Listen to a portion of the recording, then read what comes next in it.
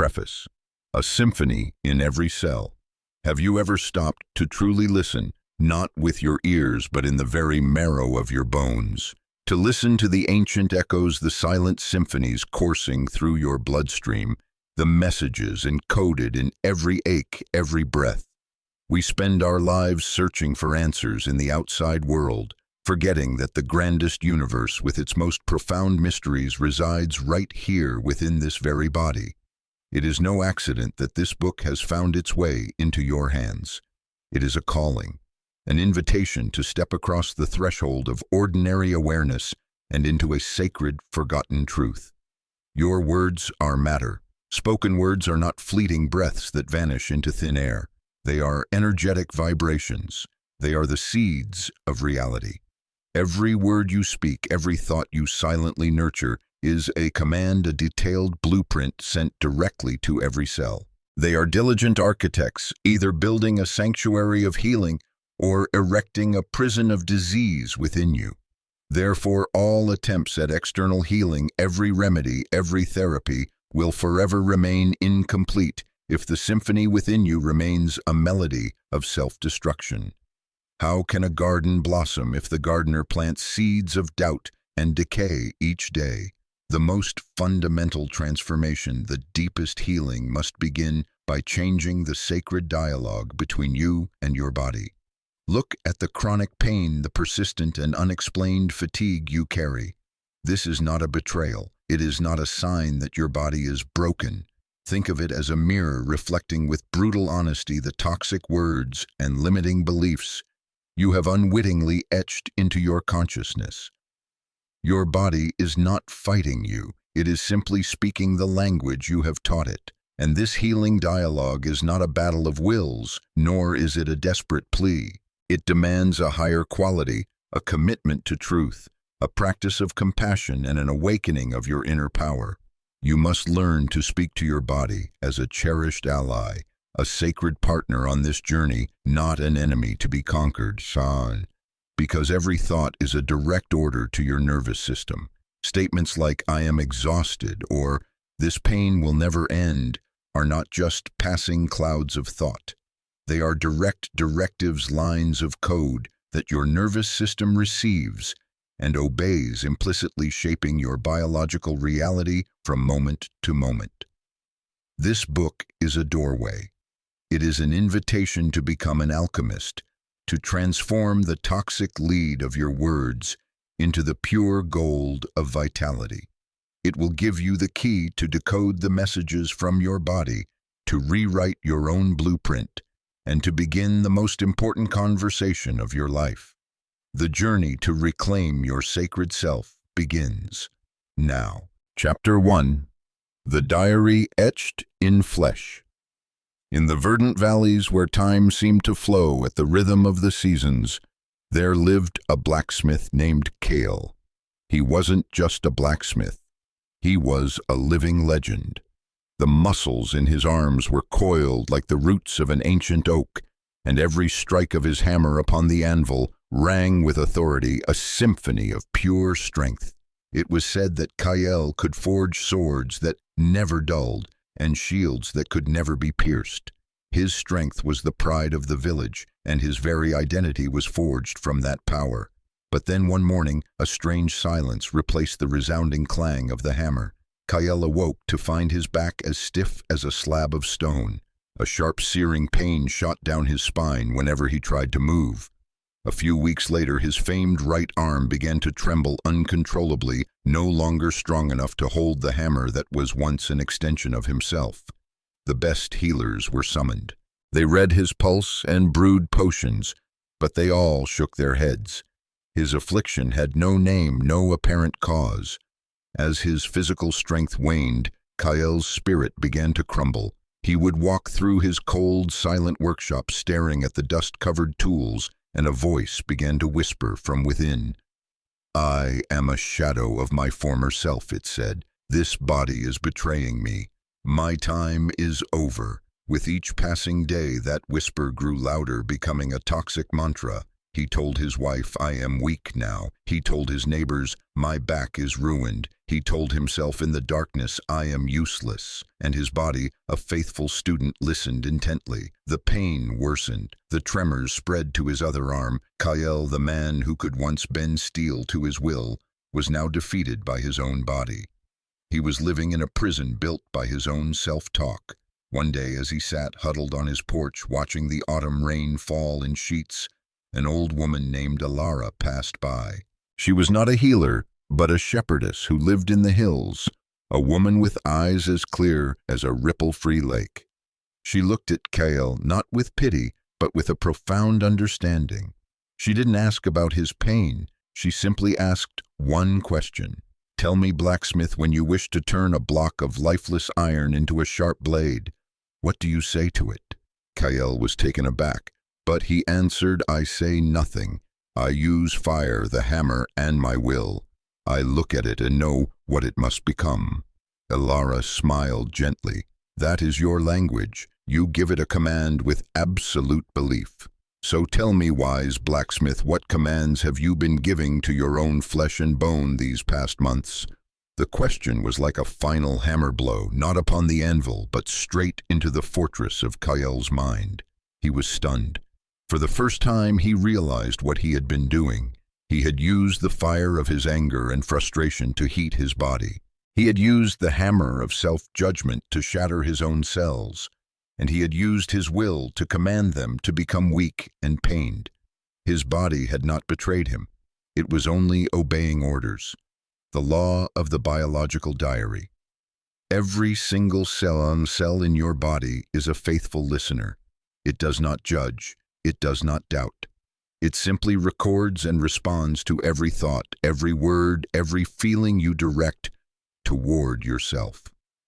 Your body is a biological diary, and every symptom, every ache, every illness is a chapter written by the stories you tell yourself each day. Your words create an internal climate for your body. When you constantly criticize yourself, worry, or affirm your weakness, you are creating an acid storm within.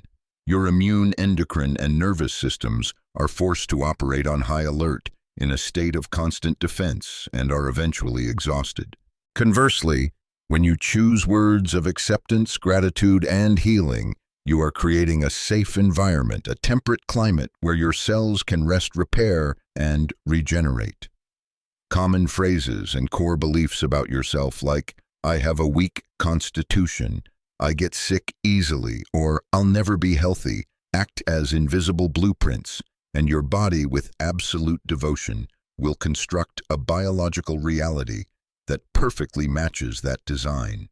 You are not a victim of your illness. You are simply operating flawlessly according to a pre-installed program. But the good news is you have the full power to reprogram. Science calls this neuroplasticity, the ability to create new pathways and connections in the brain. If you have unintentionally written illness with your words, you can consciously write healing. This is not wishful thinking. It is a real biological potential waiting for you to activate. Therefore, the critical question is not, what is wrong with me, but rather, what have I been telling my body that has made it live out this script? Changing this question shifts you from the role of a guilty culprit to a liberated creator responsible for your own freedom. When you realize you are the author, you also realize you have the full authority to write a new chapter, a much happier ending for your health story. In a majestic castle on a windswept hill lived a lady named Annalise. She was known throughout the land for her delicate beauty, as exquisite as an early blooming camellia. But hidden behind that graceful exterior was a life tormented by chronic headaches and a constitution that everyone around her, from her servants to her own parents, called frail. Since she was a child, Annalise had heard the whispers. Our Annalise is so delicate, her mother would say to the other ladies. She cannot bear the wind. As she grew, she adopted this story as her own.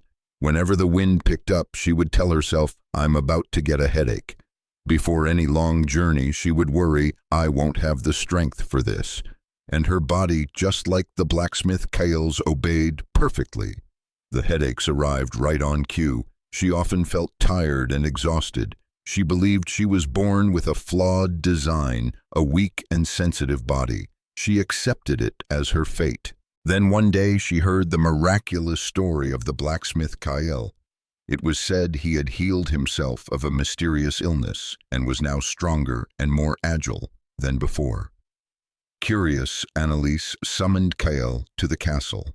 She expected to hear of a rare herb or a complex ritual, but Kael simply looked at her and said, "My lady, I simply learned to speak to my body as a friend instead of an enemy." He told her of the old woman Alara and the question that had changed his life. Anneliese listened, and for the first time, a spark of awareness lit up her mind. She realized she too had been giving her body commands, not with a hammer and fire, but with the whispers of fear and limitation. The next day, Anneliese began a new practice. Instead of waking with the dread of an impending headache, she would place a hand on her forehead and say, "Thank you for a peaceful night's rest. Today we shall be calm and clear together."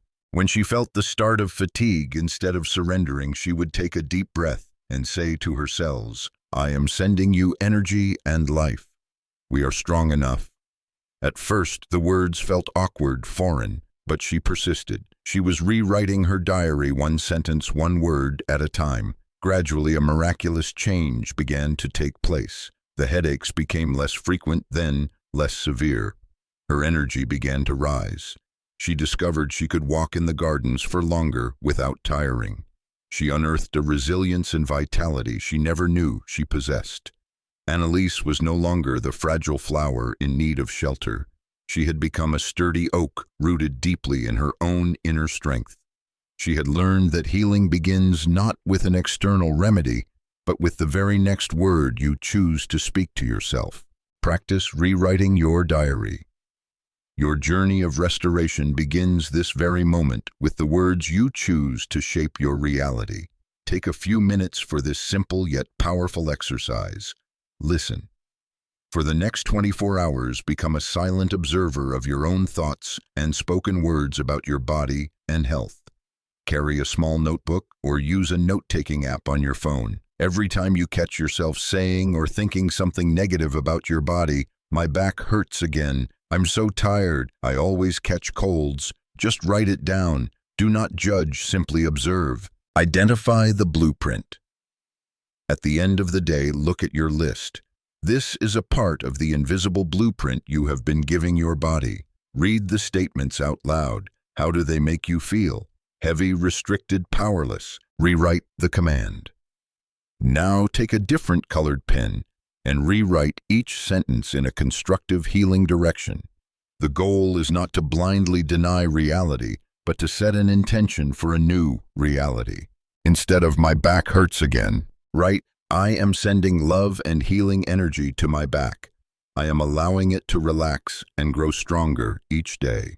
Instead of "I'm so tired," write, "I am listening to my body and allowing it to rest deeply so it can regenerate its energy."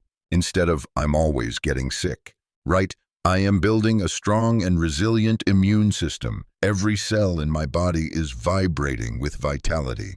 Begin practicing these new affirmations both silently and aloud. Every new word is a brick. Every new thought is a drop of mortar. You are the architect, and you are rebuilding the temple of your body from the foundation up. Healing is not far away. It is in your very next word. Chapter 2. The Ceasefire Agreement. On a small cobblestone street where the air was fragrant with the scent of dyes and wool, lived a weaver named Lyra. She didn't just weave cloth, she wove dreams. Lyra's tapestries were masterpieces with details so fine and colors so vibrant that people believe she dipped her threads in sunset and morning dew. Noble families from all over coveted a piece by Lyra, for to own one was to own a piece of perfection. But in her quiet weaving room, Lyra lived in a world that was anything but perfect. She was her own greatest admirer and her own most ruthless critic. For every flawless stitch, she saw a dozen potential flaws. If a single thread was off by the breadth of a hair, An error no one else could possibly notice, Lyra would not hesitate to unravel hours of meticulous work, and during those moments a familiar voice would ring in her head as sharp as shattered glass. "Fool," it would hiss.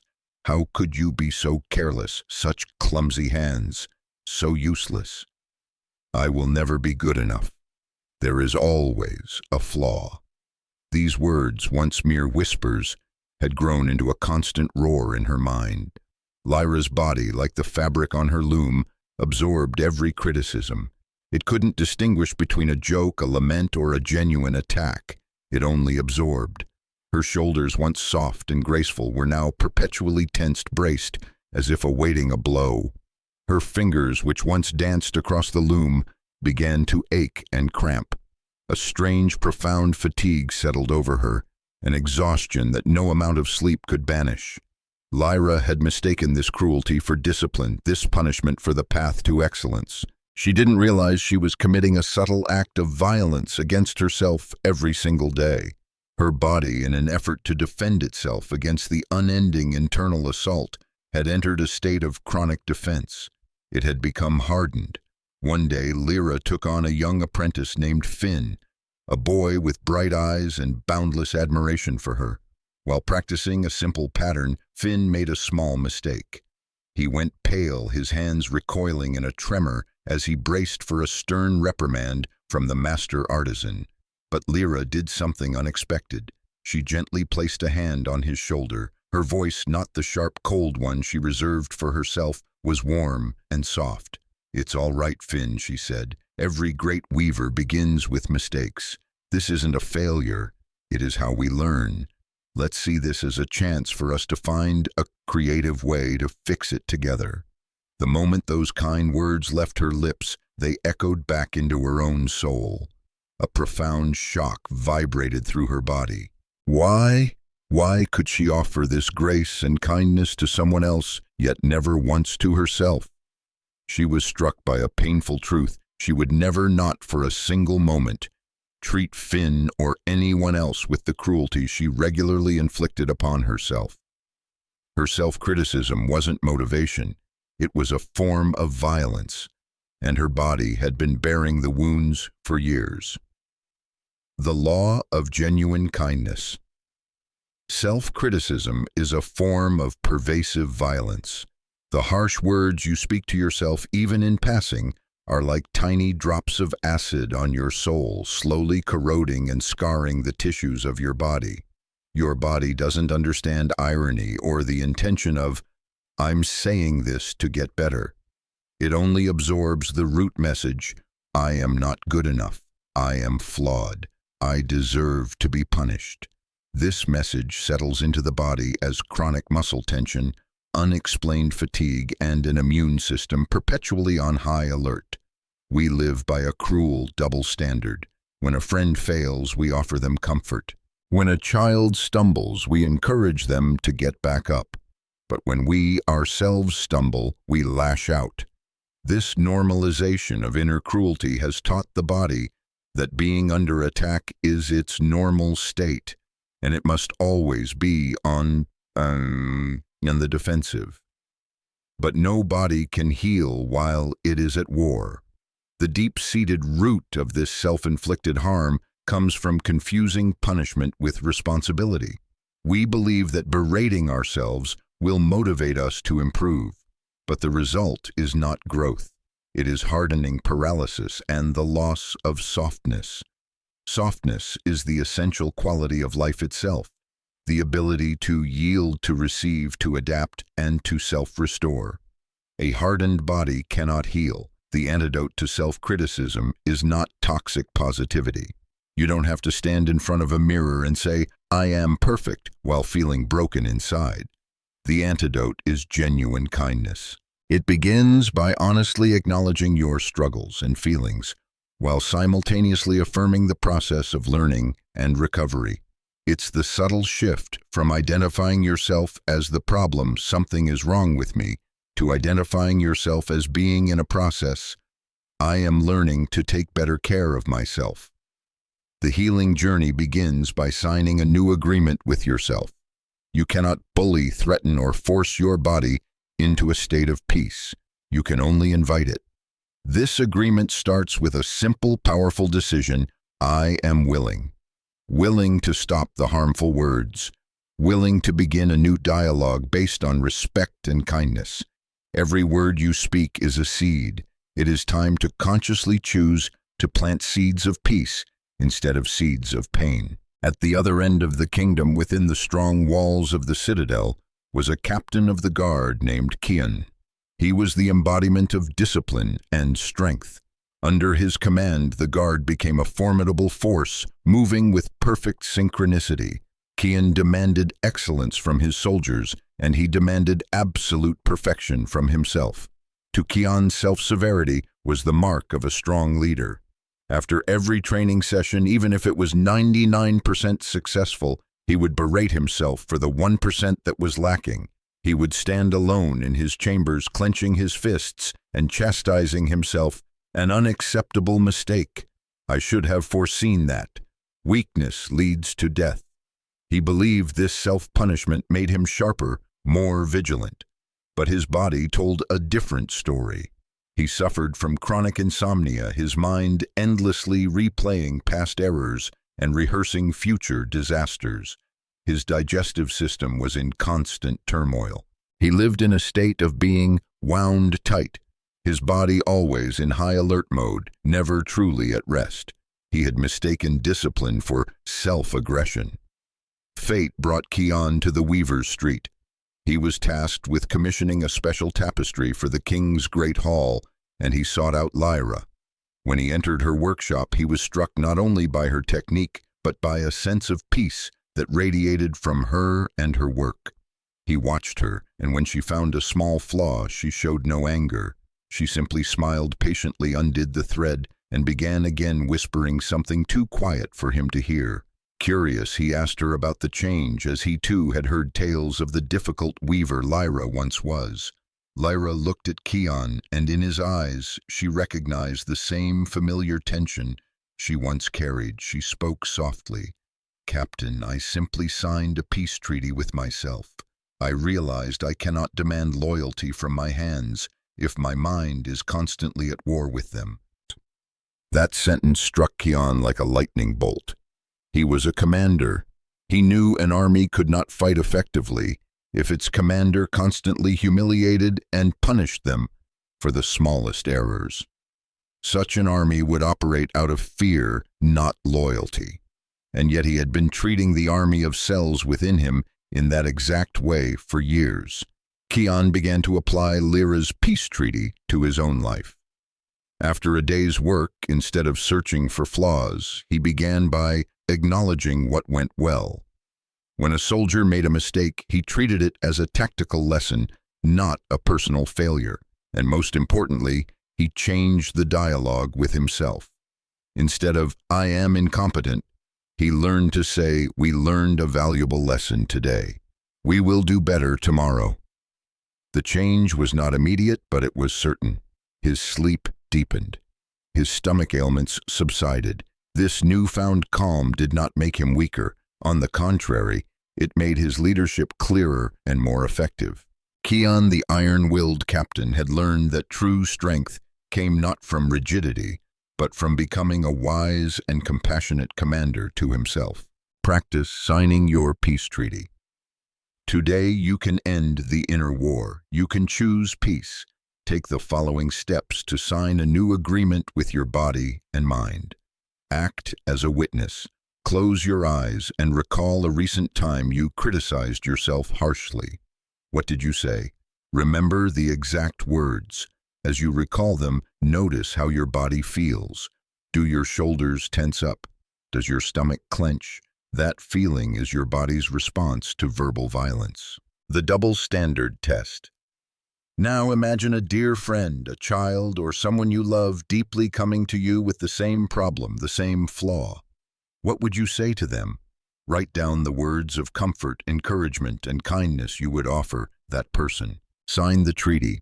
Place these two scripts side by side, the words you say to yourself and the words you'd say to a loved one. Is the difference stunning?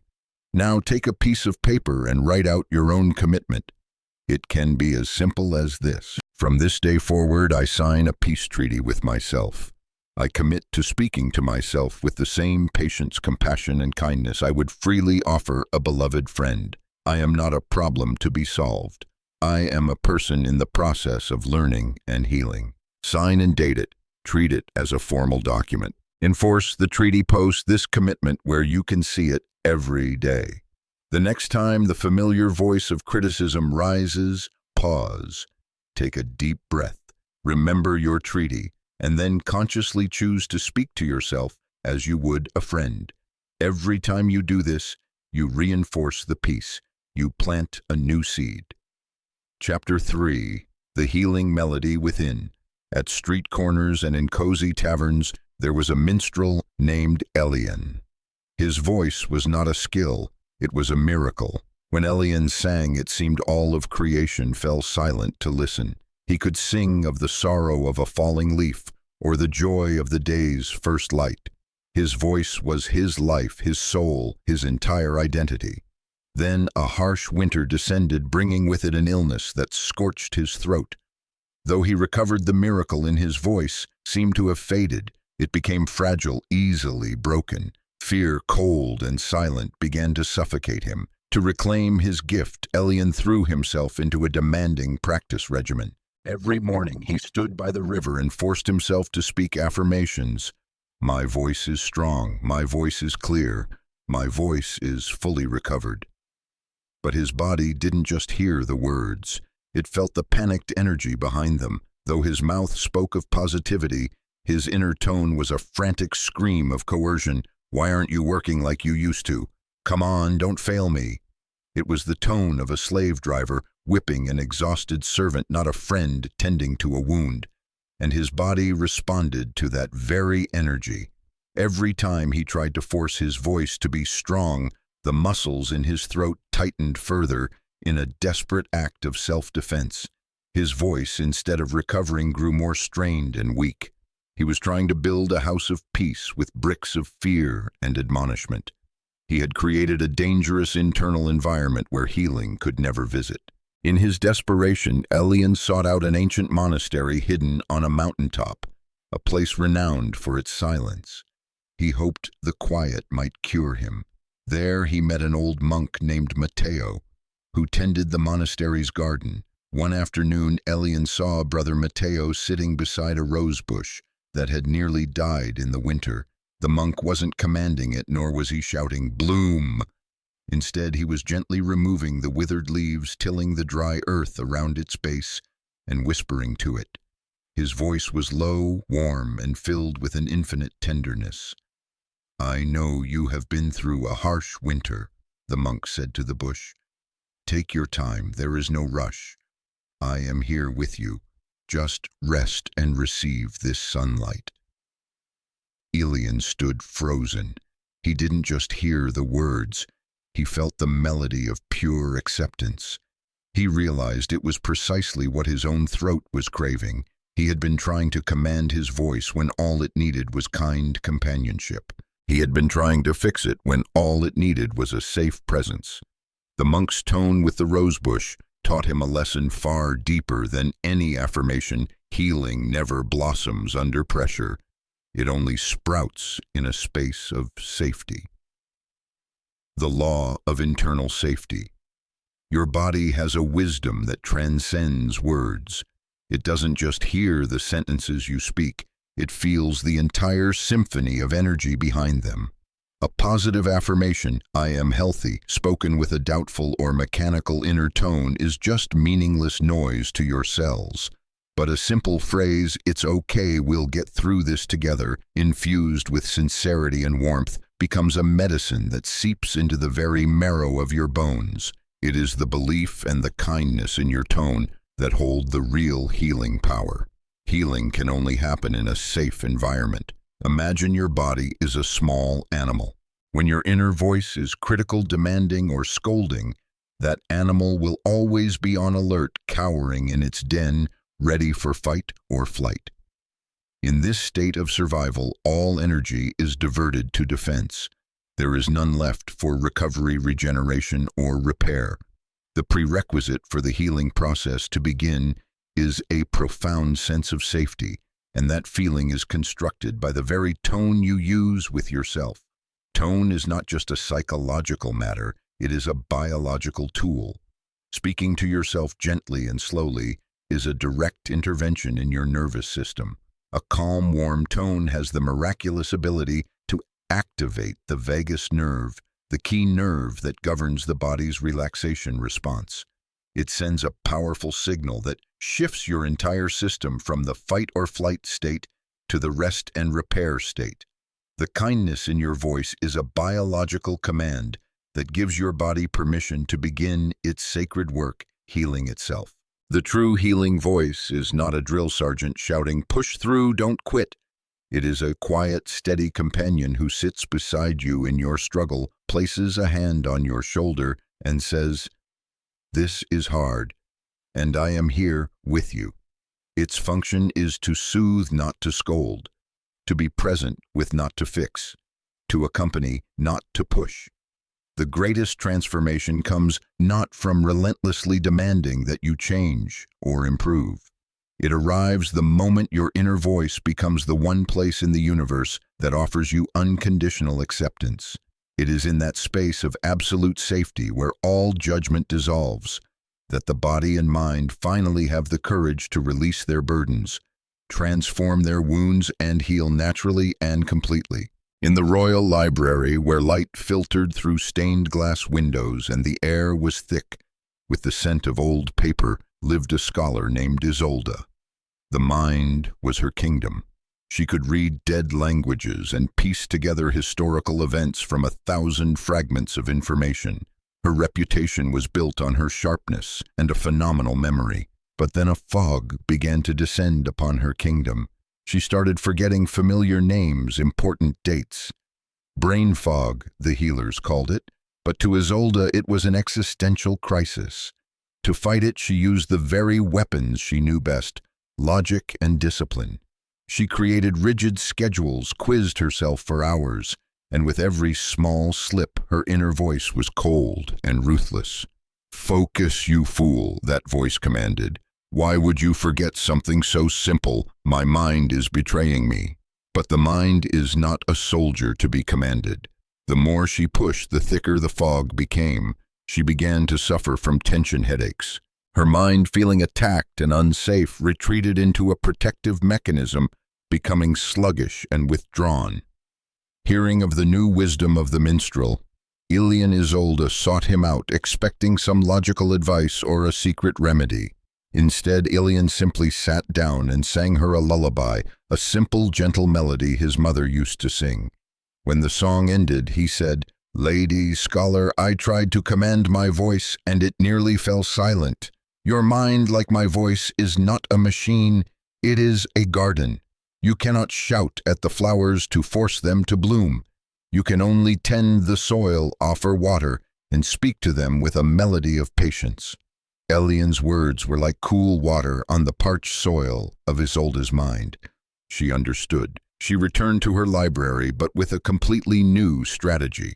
When she felt the fog roll in, instead of fighting it, she would stop. She would close her eyes, place a hand on her chest, and change her inner melody. "It's all right," her new voice would say, soft and warm. "I know you are tired. Perhaps we need to rest for a while. I am here with you. When you are ready, we will continue together." She no longer saw her fatigue as an enemy, but as a messenger. She began taking walks in the garden, allowing her mind to wander freely instead of forcing it into a framework. By creating an internal environment of acceptance and safety, she gave her nervous system permission to switch from alarm mode to repair mode. Slowly, naturally, the fog began to lift. Her mind not only returned, but it was more peaceful and clear than ever before. Practice changing your inner melody. The words can be the same, but the tone determines whether they are poison or medicine. This practice will help you feel and change your inner melody. Record the critical voice. Find a quiet place. Recall a self-critical thought you often have, e.g., "I've messed up again," or "Why am I so tired?" Now say that sentence out loud, trying to recreate the exact tone you usually use with yourself. Perhaps it's cold, harsh, sarcastic, or impatient. If you can record it on your phone, record the healing voice. Now think of the tone you would use to speak to a frightened child or a pet that is in pain.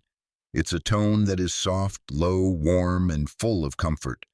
Use the exact same words from step 1, but this time speak them in this healing tone.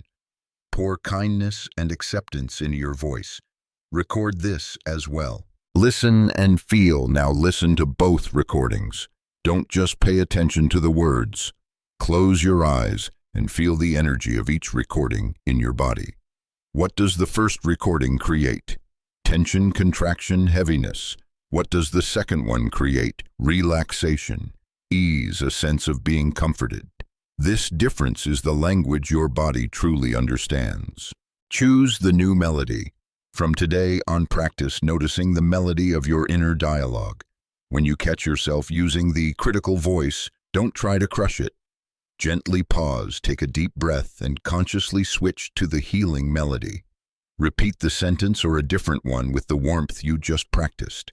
Every time you do this, you reinforce your inner safety. You are learning to sing lullabies to yourself. Chapter 4, I Am, the Ultimate Creative Command. On windswept hills there was a domain ruled by Lord Valerius.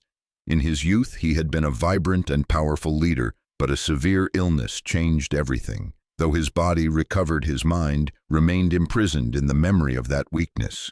He had unconsciously taken on a new identity, the fragile survivor. Valerius did all the right things. He ate the healthiest foods, walked in his gardens daily, meditated by the stream, and rested extensively. But all these actions were performed from the foundational identity of, I am a man of weak constitution. He ate carefully because he believed he was weak.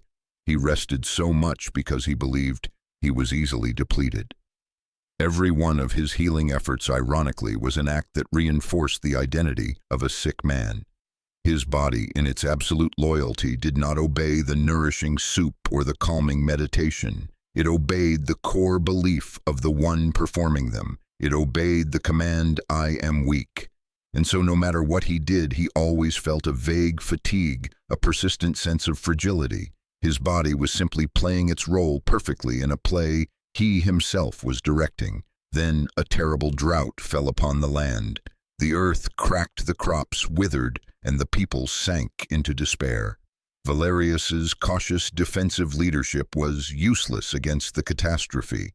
One day, an old woman from the village, her eyes as deep as the earth itself, came to see him. She did not ask for food. She looked him straight in the eye and said one sentence that changed everything. My lord, we do not need an invalid to watch over us. We need a lord. We need your strength. Please remember who you are. Remember who you are. The words struck him like a bolt of lightning, shattering the castle of identity he had so carefully constructed. For the first time in years, he realized he had been living as Valerius, the one who was once sick, and had forgotten Valerius, the lord and soul of this land. He looked out at the parched fields and saw a perfect mirror of his own inner state, depleted, awaiting a command of life. He understood that his body and his land didn't need more trivial efforts. They needed a declaration, a new identity. That day, Lord Valerius walked out of his resting chambers for the last time. He strode to the middle of the cracked field, planting his feet firmly on the ground. He did not pray for rain. With an authority he had long forgotten, he declared, not with words, but with his entire being, I am the lifeblood of this land. I am its abundance. I am its restoration. He was no longer trying to act like a lord. He became the Lord. Energy surged through him like a flood. The fatigue vanished. He was no longer the weak man eating healthy food. He was strength in action. And as his being changed, the reality around him began to shift in response. His people found hope again, seeing their leader. Creative solutions began to emerge. And then, as if by nature's law, the clouds began to gather. But the real miracle wasn't the rain from the sky. The real miracle was the rain of vitality that came from daring to declare a new identity for himself. The law of creative identity. Your body is loyal to your identity, not to your efforts. You can perform every healing action in the world, but if they are filtered through the core identity of I am a sick person, their effect will always be limited. Your body doesn't obey what you do, it obeys what you believe you are. Changing your identity isn't the final step. It is the foundation for all sustainable biological change. The phrase I am is the most powerful creative command in the universe. It is not a description of your current state. It is a direct directive to your subconscious mind and to every cell in your body on how to exist, operate, and regenerate. When you say I am tired, you are commanding your body to produce the biological reality of fatigue. When you say I am energy, you are commanding your cells to vibrate at a new frequency. Whether you believe the new command 100% at first is less important than speaking it with authority and conviction. Say it like a king issuing a decree, not a beggar pleading for a favor. Most of us are living under names we never consciously chose. They are labels given by family. She's the sensitive one by society. He's an anxious person, or by past traumas. The most radical and powerful act of healing is to take inventory of these identities, to courageously tear up the stories that no longer serve you, and to intentionally rename yourself. The greatest trap on the recovery journey is trying to heal while remaining loyal to the identity of the broken one or the sick one. True change occurs when you stop chasing healing as a distant goal and start becoming the healing itself. Declaring I am health is not an act of denial. It is an act of creation. You become the very environment in which recovery happens naturally. You are not your wound. The wound is an event that happened in your life. It is not who you are. Your ultimate power lies in your ability to separate yourself from the event and rename yourself. You are not the scar. You are the one who has the power to speak new life, restoration, and peace right over the scar itself. You are the medicine. In a certain valley lived a woman named Brenna. She was born into a family where the women were known for being prone to anxiety. From a young age, she heard the whispers, "Little Brenna is just like her aunt, always fretting." She accepted this story as an irrefutable truth. Her identity was Brenna the anxious one. She lived a life shaped by that identity. She avoided crowds, turned down new opportunities, and always prepared for the worst. She drank chamomile tea to calm her anxiety. She meditated to control her anxiety. Every action stemmed from the premise that anxiety was an inherent part of her, and her job was to manage it. She was trying to clean a room while still believing she was the mess. Then she heard the story of Lord Valerius. She realized she too was living under a name she had never chosen. She had been loyal to her family's story about her instead of to the infinite potential within her. Brenna decided to perform her own renaming ceremony. She wrote the phrase, "the anxious one," on a piece of parchment. She looked at it, thanked it for trying to protect her in its own way, and then calmly burned it. As the paper turned to ash, she felt an invisible weight lift from her shoulders. On a new clean sheet, she wrote the identity she was choosing. The next morning, she began a new practice. She looked in the mirror not to search for wrinkles or fatigue, but to meet her new self. In a steady, firm voice, she declared, "I am peace. I am stillness." She didn't wait to feel peaceful to say it. She said it to create the peace.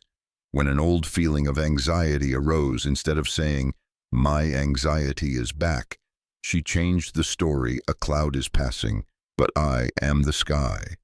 By shifting her identity from the anxious person to the peaceful sky, her nervous system began to recalibrate.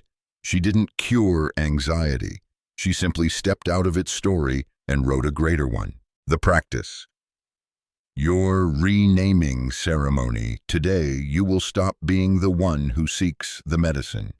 You will become the medicine. Perform this powerful ritual to reclaim your right to name yourself. Uncover the old identity. Take a piece of paper and a pen.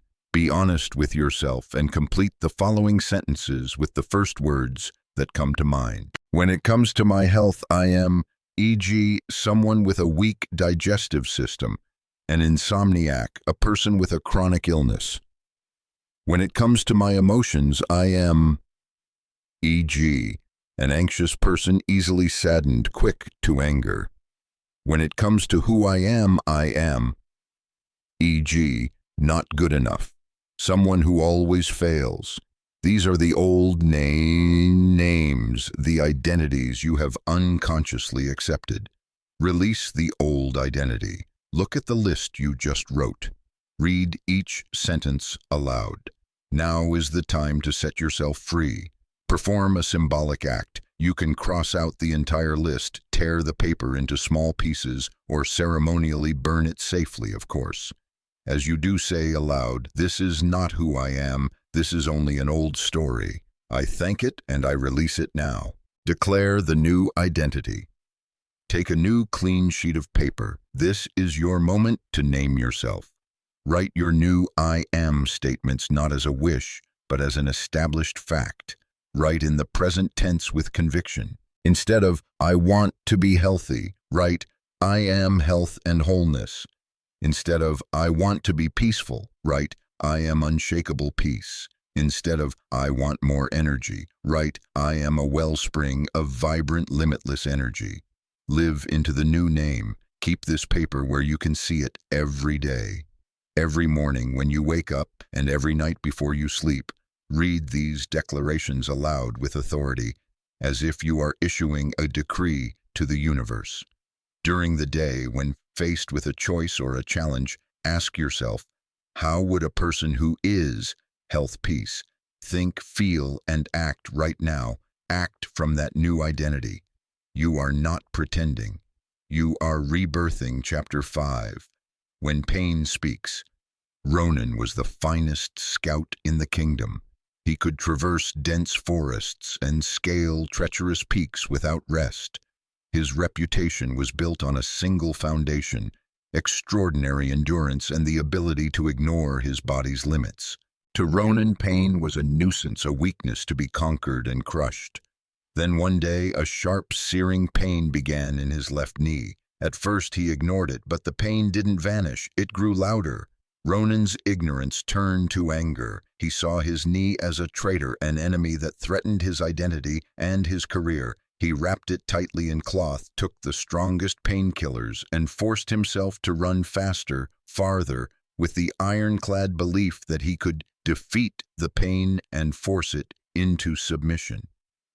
His inner dialogue became a battlefield. "You will not win," he would snarl at his knee with every stride. "I am stronger than you." But the body does not operate on the logic of conquest. Resisting the pain only created an inner civil war. Ronan was using all his energy to fight a part of himself. The knee, in a desperate attempt to deliver its urgent message, was forced to shout louder. The pain became excruciating, the joint swollen and hot. The more Ronan fought, the more impossible the signal became to ignore. He had severed himself from the wisdom of his body. On a critical mission, the inevitable happened. His knee gave out. Ronan collapsed in a desolate forest, unable to go on. For the first time in his life, he was forced to stop. Trapped in silence and helplessness, his anger slowly dissolved, giving way to despair. In that stillness, the words of an old healer he had once mocked echoed in his mind. "The body never lies." Ronan stopped fighting. He looked down at his swollen knee, not with the eyes of an enemy but of a defeated soldier, and for the first time he asked a different question, not "Why won't you shut up?" but a sincere whisper from his depths. What are you trying to tell me?" That question was a key unlocking a long-sealed door. As he listened not with his ears but with his heart, the memories and emotions he had buried, began to surface. He remembered a mission years ago when he had pushed his team too fast, ignoring their fatigue, and a young soldier was badly injured because of his haste. He remembered the guilt and remorse. He never allowed himself to feel the grief. He never allowed himself to mourn. He understood. The pain in his knee wasn't just about damaged ligaments. It was the physical voice of an unresolved emotional burden. His knee wasn't betraying him. It was trying to save him. It was screaming, "Stop, slow down, look at what you're running from," lying there in the forest. Ronan began a true dialogue. He placed a hand on his knee and tears began to fall. "Thank you," he whispered. "Thank you for making me stop. I understand now. I've been running for too long." He allowed himself to weep for the young soldier, for his own pride, and for the years he had treated his body like a machine. As the suppressed emotions were released, something miraculous happened. The stabbing pain began to soften. It was still there, but it was no longer the shriek of an enemy. It was the gentle reminder of a friend.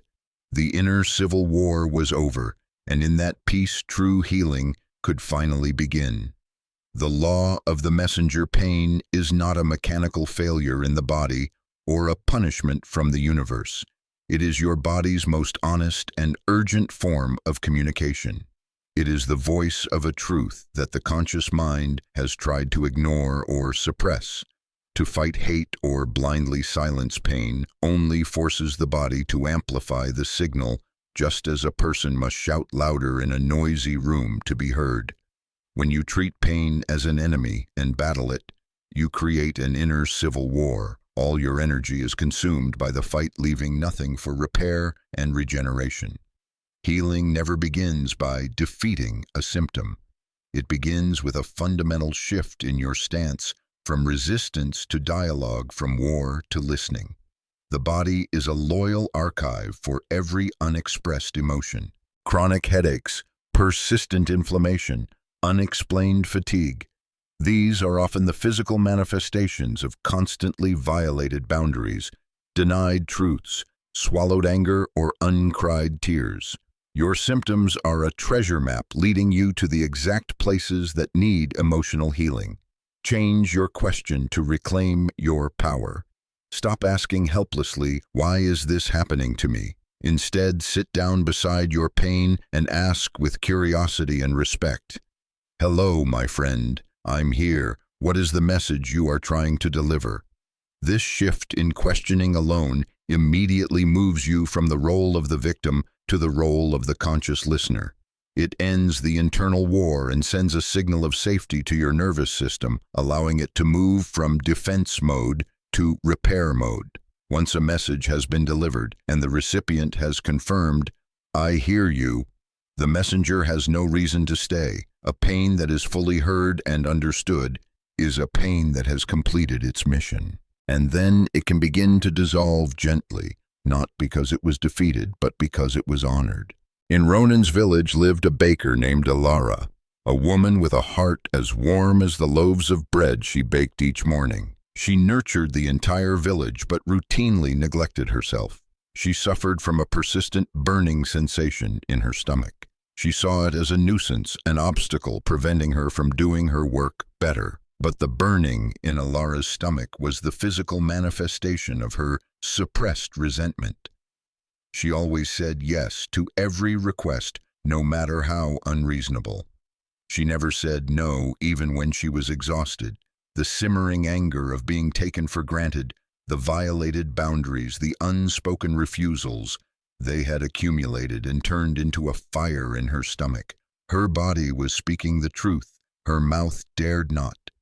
Hearing Ronan's story, Alara tried a different approach. One evening she sat quietly, placed a hand on her belly, and gently asked, "What are you so angry about?" The question opened a floodgate.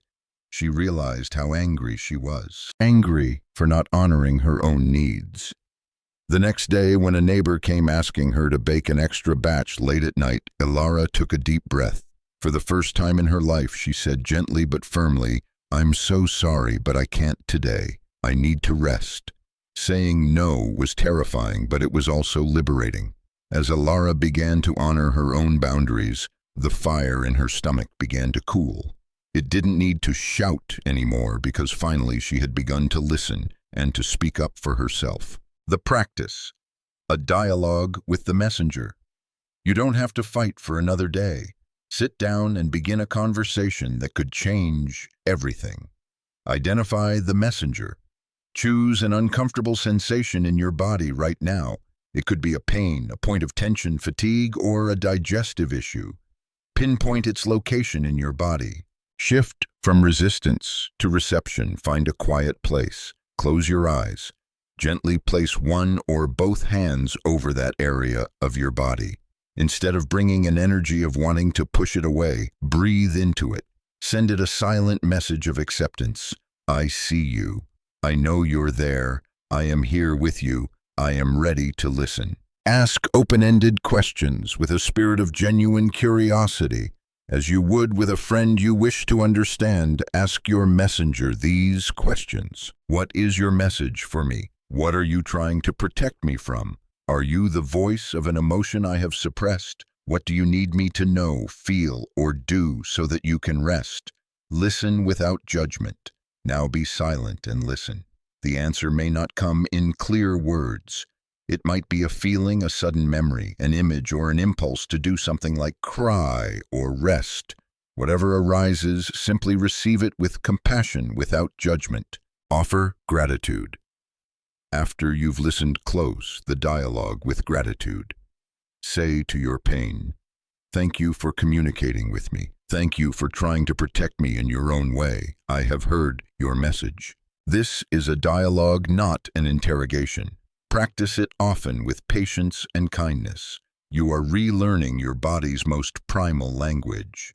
In that listening, you will find peace. Chapter 6. The Art of the Precise Speaker. In a high tower overlooking the sea lived a master cartographer named Corvus. He was the greatest mapmaker of his time, able to sketch every coastline and mountain range with an almost divine precision. For Corvus, precision was truth. Every line of ink he drew, every symbol he placed, carried an absolute meaning, leaving no room for ambiguity. But then a vague enemy began to invade his precise world age. His eyesight, his most precious tool, began to decline. Terrified at the prospect of losing everything, Corvus turned to the teachings on the power of words.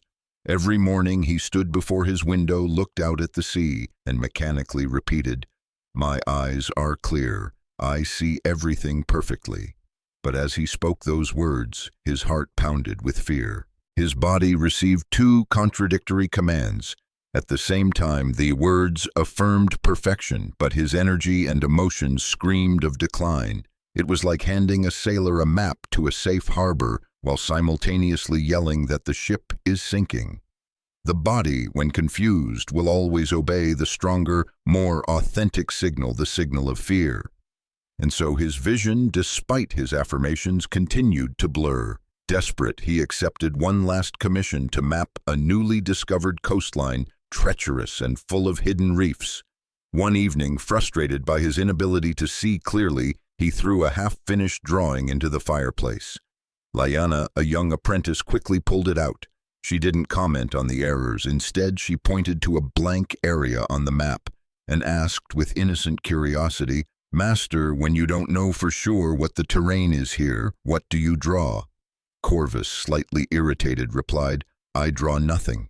Or I draw a dotted line to signify a potential path requiring further exploration." The moment the words left his lips, a profound silence fell over Corvus. He was stunned. In his work, he never lied. He used precise symbols to reflect reality, even when that reality was uncertainty. Yet with his own body, he had been trying to draw a solid, unbroken line to perfect health, while he was in the middle of a fog-filled sea. He had not been a precise cartographer for his own body. He had been a liar. He realized his body didn't need a fraudulent map. It needed a dotted line, a believable and authentic path to follow. The law of biological instruction. Your words are not just abstract concepts floating in the air. They are chemical and energetic signals, direct commanders. that create the living environment for every cell. Science calls this epigenetics, the ability of our environment and perception to influence how our genes are expressed. Simply put, your language has the power to turn on or turn off genetic pathways, directly instructing your body toward inflammation and survival, or toward restoration and healing. The goal of healing is not positive speaking, but precise speaking. Your body doesn't need hollow optimism. It needs clear, consistent, and believable direction. If you don't provide it with a new language, a new set of intentional instructions, it will default to the old programming of fear and illness. Therefore, the art of healing is not about forcing yourself into blind positivity, but about becoming a precise speaker, one who consciously chooses and broadcasts the commands you actually want your body to obey.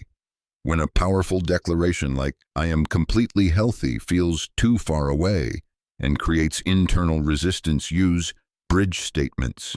And these are statements that are both true to your current reality and directionally healing, creating a safe, gentle path for your nervous system to follow. Phrases like, "I am learning to trust my body's wisdom," or "It is becoming safer for me to heal now," are like the dotted lines on a map. They acknowledge where you are while still charting a hopeful course. The true power of healing language is revealed not when you feel healthy and happy, but in the very moments of fear, confusion, and pain. In those moments, your body is not asking for your perfection. It is looking for a partner, a calm commander who can provide a clear instruction, a signal of safety in the middle of the storm. Therefore, the most powerful tool you have at any given moment is to stop and ask yourself the ultimate guiding question. Right now, what is the one thing I most want my body to believe? The answer to this question, whether it is peace, safety, or support, is the command you need to speak, whisper, and repeat. This question transforms you from a passive reactor to your symptoms into a purposeful commander of your recovery. You are not just describing, you are directing. Maris was a young mother and her son Leo had a high fever.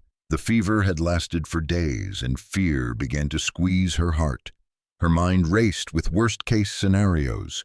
She tried to force herself to be positive, repeating, "He's going to be fine." But her hands trembled and her heart hammered in her chest. The room was flooded with the energy of panic and the child seemed to grow even more restless. In her desperation, Maris remembered the story of the cartographer and the art of the precise speaker. She stopped. She took a deep breath, though the air felt heavy. She asked herself the guiding question, right now, in the middle of this storm, what do I most want Leo's body and my own body to believe? The answer sprang from her heart, not her mind. It wasn't, "He is perfectly healthy," that felt like a lie in that moment. The truest and most necessary answer was a single word, safe. Maris completely changed her approach. She sat beside her son, taking his small hand in hers. She was no longer focused on breaking the fever. She was focused on broadcasting a new signal, a precise command. She began to whisper not just to her son, but to herself and to the space around them. Her voice was low and calm. "We are safe," she said. "Right here, right now, we are being held in safety. Healing is happening in safety." She repeated it like a lullaby. As she broadcast the signal of safety, her own body began to believe it. Her heart rate slowed, her breathing deepened. As her nervous system calmed, the child in her arms seemed to sense the shift. His own breathing became more regular. Maris had become a calm partner in the storm. By providing a precise and believable signal safety, she had engineered the very environment her son's body most needed to focus on healing. She was no longer a worried mother. She had become a purposeful commander of the healing environment. The practice becoming the verbal commander. You are the cartographer of your own body. It is time to use your tools with precision and purpose. Identify the old programming. Think about a health challenge or an uncomfortable feeling you are experiencing. Listen closely. What is the default fear-based statement that often runs through your head, e.g., "This pain will never end," or "I'm always going to be this tired." Write it down. Feel the resistance. Now try to speak a huge opposing affirmation. "I am perfectly healthy and full of energy right now." Notice the feeling inside. Does a voice object? That's not true. That is the resistance, the gap your bridge statement needs to cross. Build your bridge statement. Don't try to leap across the chasm. Build a sturdy bridge. Use the following structures to create statements that are both honest and directional. I am learning to, e.g., trust my body's ability to heal itself. It is possible to, e.g., feel a little better each day. I am opening myself to receive, e.g., peace and healing. I am giving my body permission to, e.g., rest and regenerate right now. Choose a bridge statement that feels most authentic to you and write it down. Practice the guiding question. This is your tool for difficult moments. For the next week, whenever you feel overwhelmed by a symptom or a fear, practice this. Stop. Take one deep breath. Ask yourself, right now, what is the one thing I most want my body to believe? Listen for the heart's answer. It may be just one word: safe, peace, held, ease, release. Whisper that answer to yourself as a gentle command. Let that be the precise signal you send into your system in that very moment. Chapter 7. Your presence is the medicine. Silas was a devoted healer. His garden was filled with precious herbs, and his knowledge of them was unparalleled. The villagers came to him for every ailment, from fevers to broken hearts.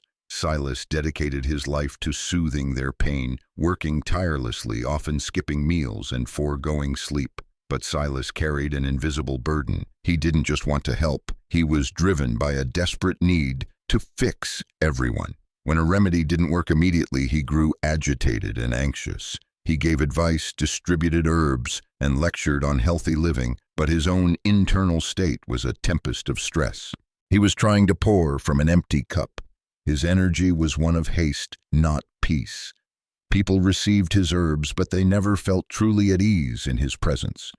He was a skilled technician, but not a true healer. Then one winter, a strange melancholy fell over the village, an illness that none of Silas's roots or leaves could touch. He felt utterly helpless. One afternoon, sitting in his apothecary, he looked out at the town square and saw the old cartographer Corvus sitting quietly on a bench. Corvus was doing nothing. He was simply there, breathing, observing everything with a quiet tenderness. A child known for being tearful and timid approached and sat at Corvus's feet, falling unusually silent. Not a single word was exchanged. Silas was stunned. That single moment taught him more than 1,000 books on herbalism. Corvus had given the child something no medicine could offer: an energetic field of unwavering peace. He wasn't trying to fix the child. His own regulated nervous system was a silent invitation for the child's nervous system to co-regulate and find its own balance. Silas suddenly realized that perhaps his own frantic energy, his desperate need to do something, was contributing to the village's collective unease. The most potent medicine he could offer wasn't in his satchels, but in his very state of being. The law of transmission. Your healing is an energetic transmission. When you successfully regulate your own nervous system through kind language, inner dialogue, and a consciously chosen identity, you don't just change your inner world. You become an energetic broadcasting station, constantly emitting a frequency of coherence, safety, and peace. Your presence, naturally and without effort, invites the nervous systems of those around you to resonate and regulate in turn. The deepest source of influence lies not in techniques, advice, or charisma. It comes from energetic integrity, the absolute alignment of your thoughts, words, and state of being. When you are no longer in internal conflict, when the peace you speak of is the peace you feel, your presence becomes profoundly trustworthy. You create a safe space for others simply by inhabiting it yourself. Your role is not to actively heal or fix others. By becoming the living embodiment of peace and compassion, your very existence is the invitation. The gentle way you treat your own imperfections is a non-verbal permission slip for others to be gentle and imperfect in your presence. You are the invitation, not the fixer. The most profound influence comes not from persuasion, but from resonance. When you are no longer just talking about peace, but have become peace, your presence says it all. An embodied state is more contagious than any sermon because of one immutable law of the universe: presence never lies. Therefore, your healing journey is never a selfish act. Every kind word you speak to yourself, every time you choose peace over fear, every moment you regulate your nervous system is a contribution to the collective energy field. Your healing is contagious, it is relational, and it is generational. By becoming the medicine for yourself, you automatically become a reminder of the way home for all those you meet. Brenna, the woman who once lived under the shadow of the identity, the anxious one, had now become an embodiment of stability. She no longer tried to be peaceful, she simply was peace. She returned home for a family festival. The atmosphere in the house was the same as always, a familiar vortex of chaos. Her sister was frantic about the meal, her uncle complained about everything, and her mother paced, worrying about things that hadn't happened. The old Brenna would surely have been swept into the vortex, or would have tried to fix everyone with unsolicited advice. But the Brenna of today did something radically different. She did nothing. She offered no advice. She didn't try to calm anyone down. She simply held her center. She slowly buttered her piece of bread. She listened to her uncle's complaints with a quiet empathy, not trying to solve his problems. She brought her frantic sister a glass of cool water with a placid smile. In an ocean of chaos, she was an island of stillness. Her presence, her energetic integrity began to have a miraculous effect. Her sister, sensing Brenna's calm, suddenly took a deep breath and slowed down. Her mother, seeing that Brenna wasn't reacting to her anxiety, stopped pacing. The entire energetic temperature of the room seemed to drop by several degrees. Brenna hadn't said a single word about healing or meditation, but by becoming peace, she invited her entire family into that space. She had become the medicine in that room simply by staying true to her own healing. The practice becoming the lighthouse. Your role is not to rush out to sea to save the ships in the storm. Your role is to stand firm on the shore, keeping your light shining so those ships can find their own way home. Regulate your own state. Before entering a potentially stressful situation, a meeting, a family gathering, a difficult conversation, take 2 minutes for yourself. Close your eyes, place a hand on your heart. Breathe deeply and slowly. Repeat your bridge statement or new identity in your mind. For example, I am unshakable peace. Feel that peace filling your body. Fill your own cup first. Set the right intention. Your intention upon entering the situation is not, I will fix them, or I will make everyone calm down. Instead, set an inward-facing intention. My only task in the coming situation is to maintain my own peace. I am the lighthouse, not the rescue boat. This frees you from the pressure to act. Observe the resonance. During the interaction, practice being an observer. When chaos or tension arises around you, notice the impulse to jump in and intervene. Instead, bring your awareness back to your breath, back to your inner stability. Simply be there, holding your light steady. Observe how your calm presence, like an anchor, has a subtle effect on the energy of the room. Reflect on the silent impact. After the situation is over, take a moment to reflect. Did you need to offer a lot of advice to make a difference, or was your silent presence a contribution in itself? In this way, you reinforce the belief that your embodied state of being is always more powerful than any frantic action. You are learning to heal the world by starting in your own garden. Chapter 8. A Soft Shield in the Storm. One might recall the feeling of learning to float for the first time. After a fearful struggle, a moment of surrender finally arrives, the moment you realize the water will hold you if you stop fighting it. When the body fully relaxes, takes a deep breath, and leans back, a miracle occurs. You are floating. The world suddenly goes quiet with only the sound of water lapping at your ears and the feeling of being unconditionally held. It is pure peace. But then an unexpected wave can roll in, upsetting that fragile equilibrium. Panic returns, the body begins to thrash, and you immediately sink, flailing in the very water that was your gentle friend just moments before. The human healing journey is just like this. Finding inner peace is only the first step. The real challenge is to maintain that floating state when the waves of the outer world, the expectation judgments, and frantic pace of others constantly threaten to drown that newfound stillness.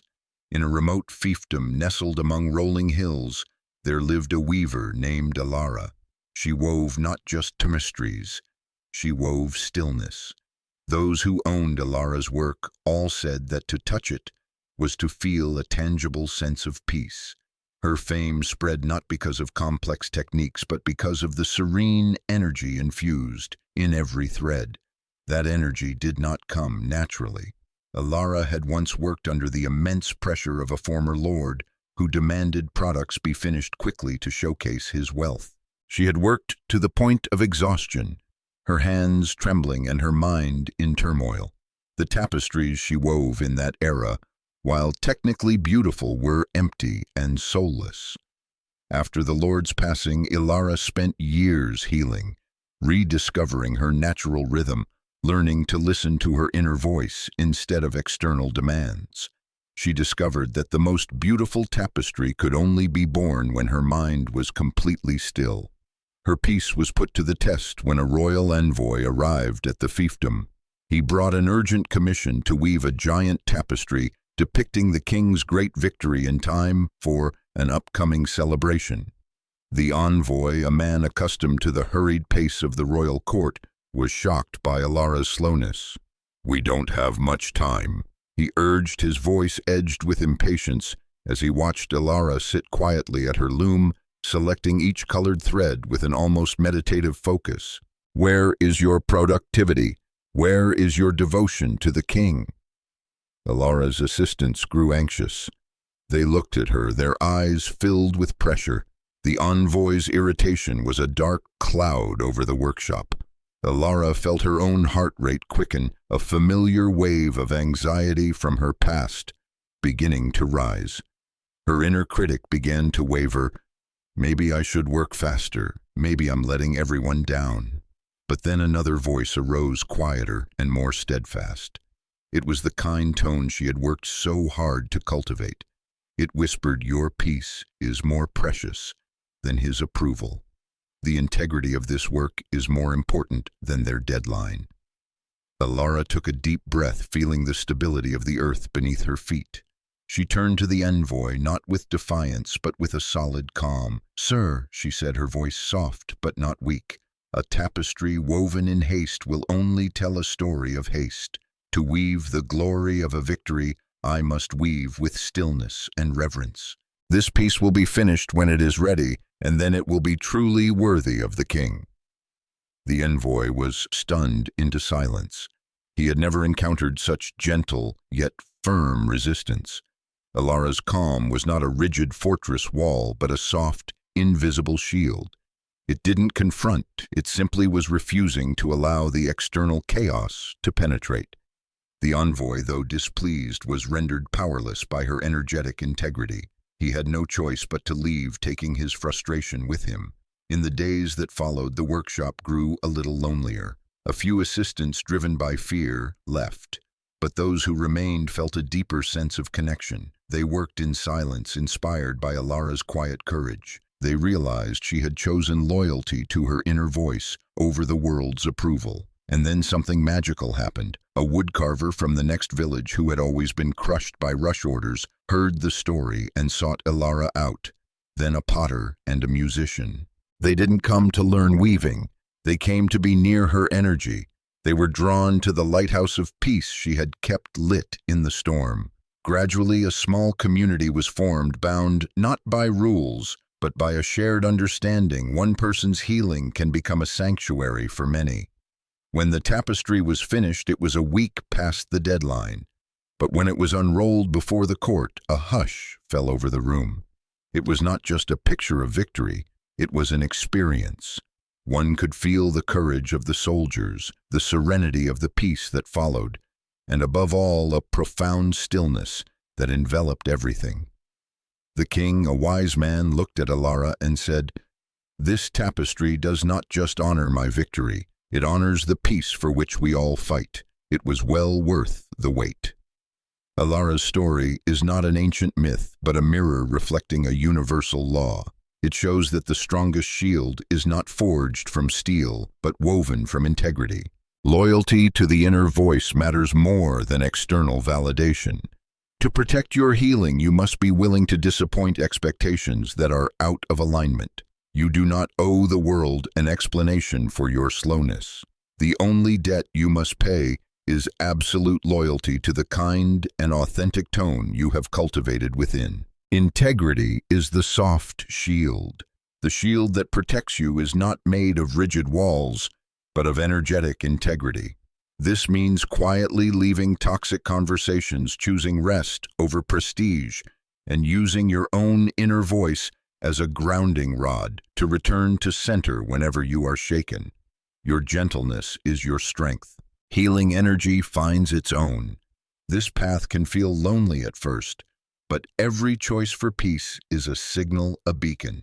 Your healing energy acts as a magnet, gradually attracting others on the same journey, others who also speak the language of wholeness and self-respect.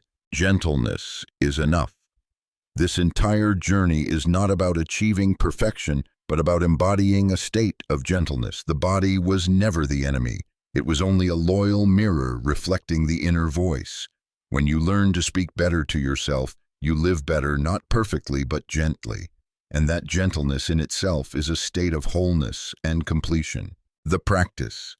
The inner grounding rod. When you feel yourself being pulled into the chaos of the outer world, use this exercise to find your center. Pay attention to the body's signs of stress, a tightening chest, shallow breathing, a feeling of defensiveness, or a desire to flee. Don't judge it, just notice it.